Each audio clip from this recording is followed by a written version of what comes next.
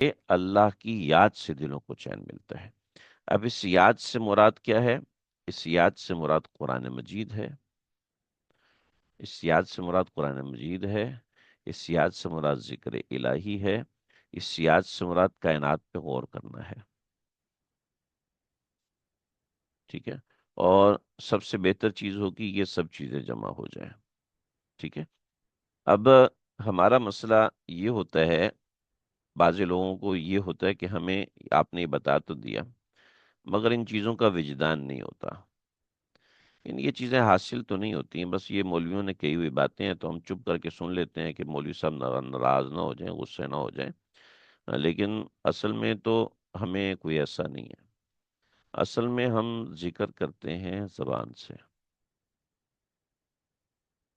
ذکر کرتے ہیں زبان سے، اور ذکر کا محل جو ہے وہ زبان ہے ہی نہیں، ٹھیک ہے؟ ذکر کا محل زبان نہیں ہے، یاد رکھیے۔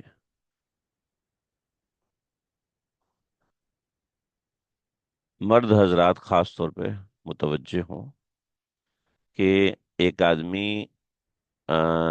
یو ایس پہنچا ہے نوکری کے سلسلے میں، اور بیوی کو کہے کہ میں نے تمہارا بہت ذکر کیا مگر مجھے تمہاری یاد بالکل بھی نہیں آئی،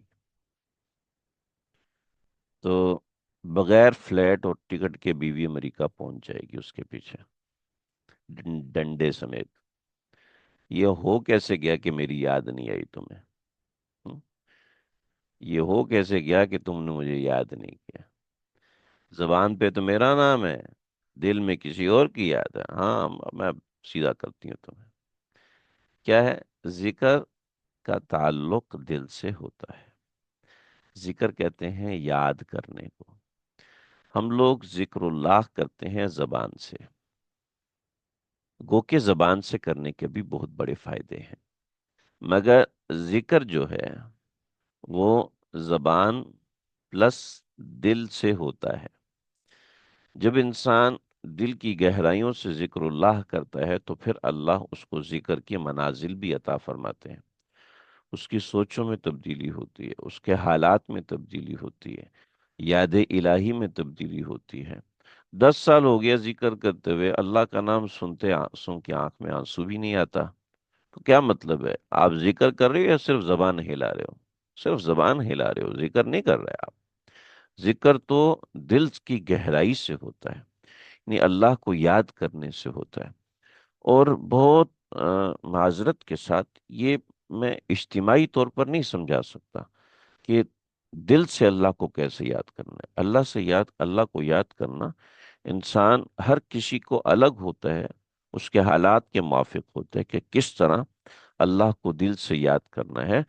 حضرات اکابر نے دل کی 6 زبانیں بیان کی ہیں کہ ایک زبان یہاں ہوتی ہے، ایک زبان یہاں ہوتی ہے، ایک زبان یہاں، ایک زبان یہاں، ایک زبان یہاں۔ امام غزالی سے لے کر شریعت و طریقت میں مولانا مسیح اللہ خان صاحب تک نے وہ باتیں لکھی ہیں، اور ہر بندے نے اس چیز کو بیان فرمایا ہے۔ تصوف کی کتابیں کھول کے دیکھ لیجئے کہ ذکر کی مختلف زبانیں ہیں، کچھ نے اس کے 28 درجے بنائے، کچھ نے اس کے 32 درجے بنائے۔ تو ذکر اللہ کی ایک منازل ہوتی ہیں، پھر اس سے بندے کو مشاہدہ حق اور اس نوعیت کے درجات، سیر اللہ، سیر من اللہ، سیر فی اللہ، یہ مختلف درجات اس کو حاصل ہوتے ہیں۔ اور یہ ایسے نہیں ہوتا جب بندہ کسی شیخ سے رجوع و تعلق بناتا ہے تو پھر ہوتا ہے، یعنی روحانی ترقی کے بہت سے پہلو اس سے کھلتے ہیں۔ بعض اوقات اللہ کی یاد اتنی زیادہ آتی ہے کہ دل میں بے چینی کی انتہا ہو جاتی، اس وقت کیا کریں؟ دیکھیں، مسئلہ یہ ہے کہ اس کا تعلق ہر بندے سے مختلف ہوتا ہے۔ تربیت السالک میں کسی شخص نے اپنی اس طرح کی کیفیت لکھی، حضرت تھانوی نے اس کو فوراً جواب دے دیا، اور ایک بندے نے لکھا تو حضرت نے اس کے ساتھ 4 5 مرتبہ کتابت کی کہ یہ دیکھنا تھا کہ یہ بیماری تھی، یہ دیکھنا تھا کہ واقعی اللہ کی یاد ہے، کہ اس کو سلطان الاذکار کہتے ہیں یا کیا کیا معاملات ہوتے ہیں، یہ بہت ساری چیزیں ہیں۔